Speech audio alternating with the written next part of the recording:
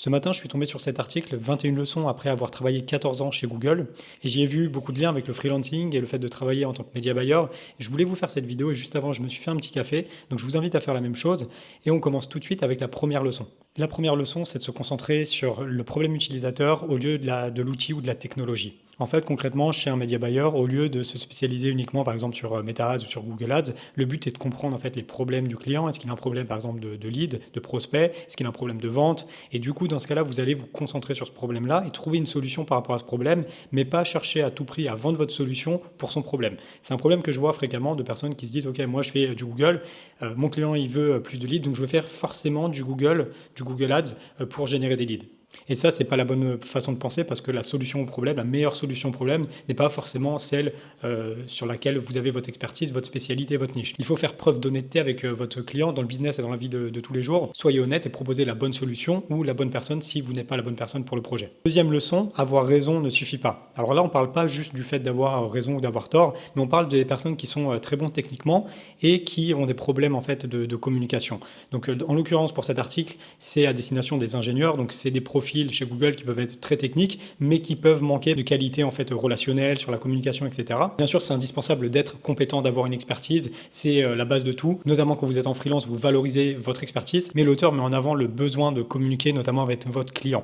Si vous avez des campagnes qui sont performantes, mais que votre client ne comprend pas en fait la lecture des KPI, ne comprend pas que les campagnes sont performantes, si lui regarde par exemple les clics ou les impressions, alors que vous générez des ventes, mais lui s'en rend pas compte, ben, en fait il va être déçu. Donc le but c'est vraiment de communiquer, donc aussi bien au niveau des résultats, mais aussi au niveau de vos process, de votre méthode de fonctionnement, et également au niveau de vos disponibilités. Une bonne manière de fonctionner, généralement, c'est essayer de surcommuniquer, en fait, d'en faire toujours un peu plus, et en fait, on se rend compte qu'en faisant ça, on n'en fait jamais un peu plus. La communication doit être au cœur de votre activité, aussi bien avec vos clients qu'avec vos partenaires en interne, si vous voulez vous développer sur le long terme. Leçon numéro 3, priorité à l'action. En fait, ça sert à rien de faire des plans, même sur les ingénieurs qui imaginent la meilleure architecture. Au final, lorsqu'ils lancent cette architecture et quand ils commencent à coder, ils se rendent compte qu'en fait, il y a des choses auxquelles ils n'avaient pas pensé, que en fait, tout n'est pas parfait, etc.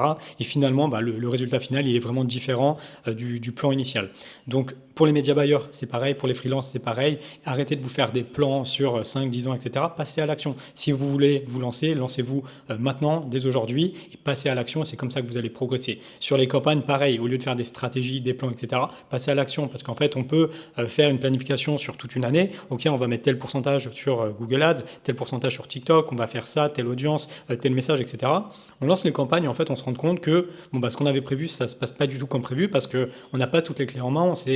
On s'aperçoit qu'il y a beaucoup plus de concurrence, par exemple, sur TikTok Ads et qu'on va devoir faire plus de Meta ou d'Instagram ou inversement. Et pour ça, en fait, il faut le savoir, il faut tester. Donc attention, si vous êtes un peu trop dans la réflexion et dans la stratégie entre guillemets, passer dans l'action, ça peut vous causer problème. Leçon numéro 4, la clarté est un signe de génie. Les experts rendent les choses simples. Le but, c'est d'expliquer simplement les choses et de faire comprendre des systèmes qui sont complexes, de les faire comprendre simplement à vos clients et à toutes les personnes avec qui vous travaillez. Ça ne sert à rien de communiquer trop d'informations, de faire des rapports trop compliqués, etc.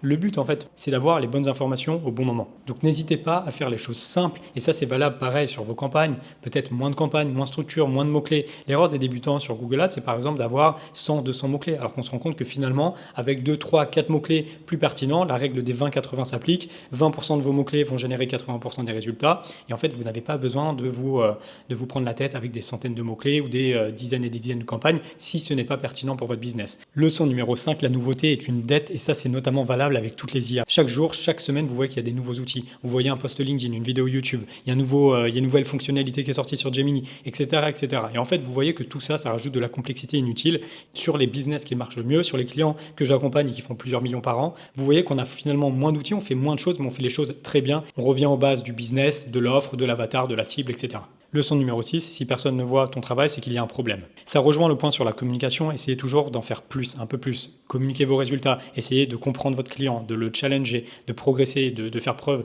d'initiative, de proposer des solutions, d'autres idées, d'autres pistes. À court terme, vous n'allez pas forcément voir la différence si en fait vous vous dites ok, ça fonctionne, etc. Vous ne prenez pas la tête, mais à long terme, c'est ça qui va faire la différence. Soyez plus ouvert, plus transparent et communiquez plus. Leçon numéro 7, le meilleur travail est celui qu'on n'a pas à faire. Et ça, c'est encore valable avec les médias buyers et les freelances en général. En fait, essayez de simplifier les choses et de voir en fait quelles sont vos priorités.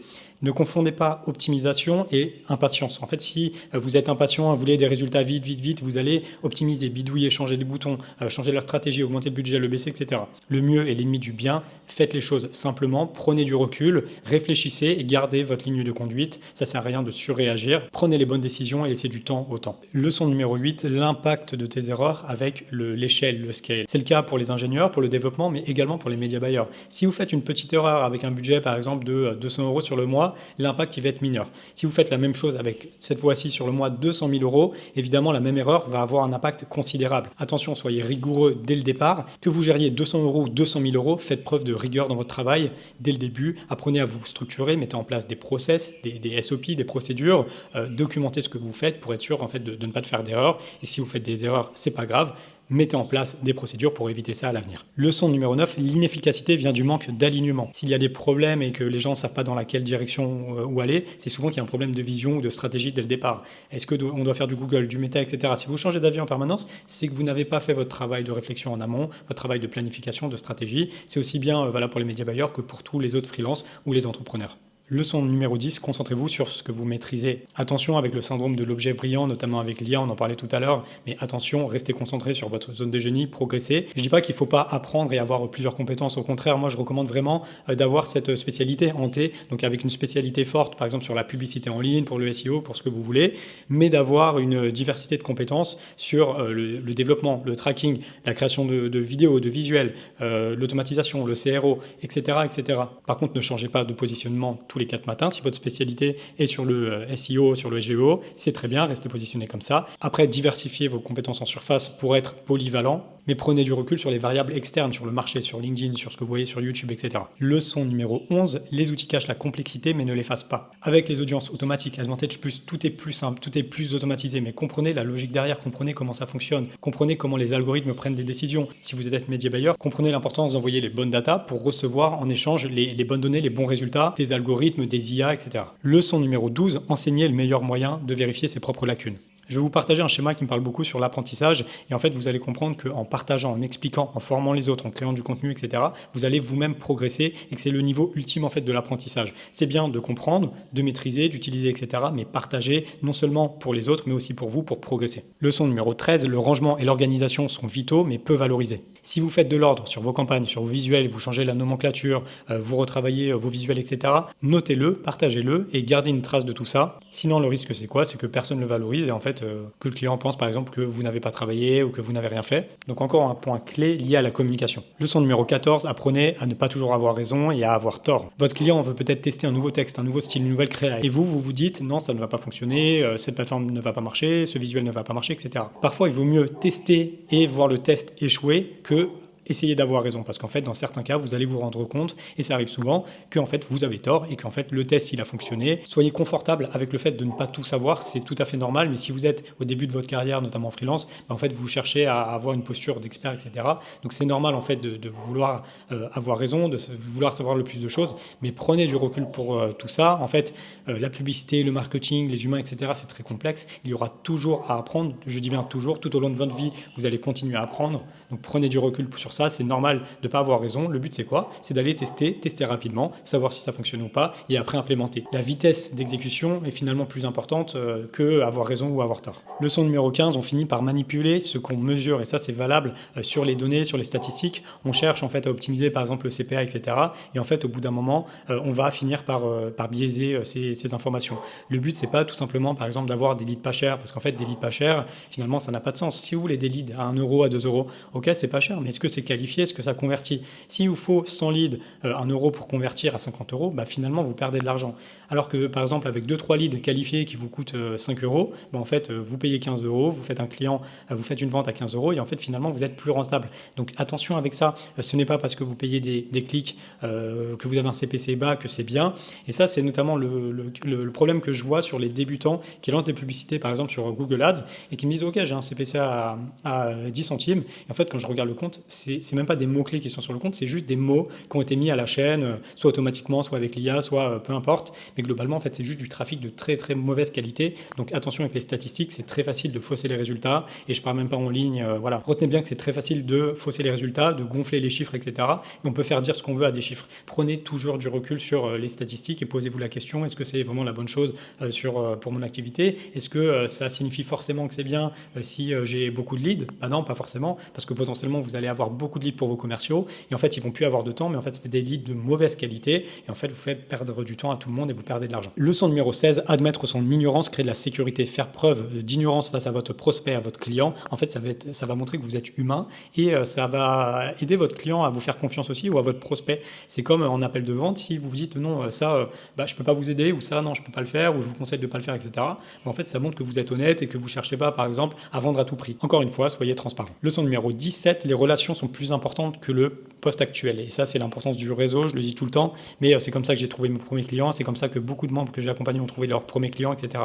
Ça, c'est notamment valable pour les freelances, les entrepreneurs. Créez-vous un réseau, communiquez avec les personnes et pas juste avec un intérêt, en fait, créez des liens. Vous avez la possibilité de rencontrer des nouvelles personnes en physique ou en ligne, etc. tous les jours. Créez du lien parce que potentiellement, vous ne savez pas de quoi l'avenir est fait et potentiellement, vous allez travailler d'ici quelques années avec ces personnes-là, que vous allez les recruter ou vous allez travailler dans leur entreprise, etc. Et la leçon la plus importante à retenir, c'est que vos clients sont vos apporteurs d'affaires de demain. Mes premiers clients me rapportent continuellement des nouveaux clients via le bouche à oreille, les recommandations, etc. Donc, voyez à long terme, faites du bon travail et vous allez voir qu'en fait, le monde vous récompense pour ça. Le point numéro 18, c'est un peu une répétition, mais c'est que la performance vient du retrait, pas de l'ajout. Donc, ça me permet de vous faire un petit rappel. Simplifiez, retirez, faites moins de choses, mais faites les choses bien. Leçon numéro 19, le process sert à réduire l'incertitude. Un process ne doit pas être une corvée, etc. Il doit être simple, il doit vous faire gagner du temps. Si vous faites des process, faites des choses simples. Vous avez par exemple 5 bullet points, une liste à puces avec 5 points, et ça suffit généralement pour en fait expliquer quelles sont vos attentes, comment le faire. Ça sert à rien de faire des trucs trop complexes. C'est une tannée pour vous en fait de faire un document sur 10 pages, personne ne va le lire. Donc si vous êtes dans le business, vous êtes entrepreneur, faites des choses simples. Sinon en fait les gens vont pas les utiliser et vous n'allez pas le maintenir sur la durée. N'oubliez pas, le plus important ça reste le long terme. Leçon numéro 20, le temps vaut plus que l'argent. Alors ça c'est simple à dire en fait après avec l'expérience, etc. Mais au début il faut vendre son temps pour gagner plus d'argent. Ça c'est la première chose pour lancer votre activité, ça va être d'échanger votre temps contre de l'argent. C'est la chose la plus facile à faire, par contre c'est celle qui va être le moins scalable.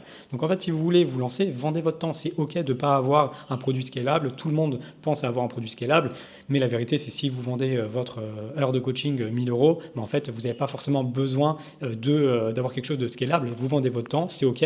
Par contre ayez conscience, et c'est ça la recommandation de l'auteur, c'est ayez conscience que vous faites un échange et parfois travailler plus n'est pas forcément justifié. Ça c'est notamment valable dans son cas parce que c'est chez Google, donc c'est des salariés. Des fois vous allez vous tuer à la tâche chaque jour, chaque semaine, et des fois c'est pas reconnu par la direction et vous allez vous tuer à la tâche pour rien.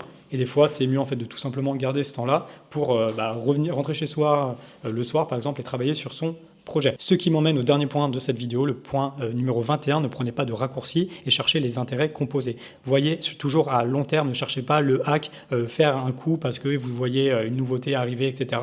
Voyez sur le long terme, planifiez les choses, fixez-vous des objectifs à 5, 10 ans, 20 ans et gardez votre cap. Voilà pour cette vidéo sur les 21 leçons d'un directeur qui a travaillé 14 ans chez Google. J'espère que vous avez aimé ce type de vidéo. En tout cas, je voulais changer du format d'habitude. N'hésitez pas si vous avez des questions à les mettre en commentaire, comme ça si vous voulez, je peux y répondre lors d'une prochaine vidéo. Je vous souhaite à tous une bonne journée et je vous dis à bientôt.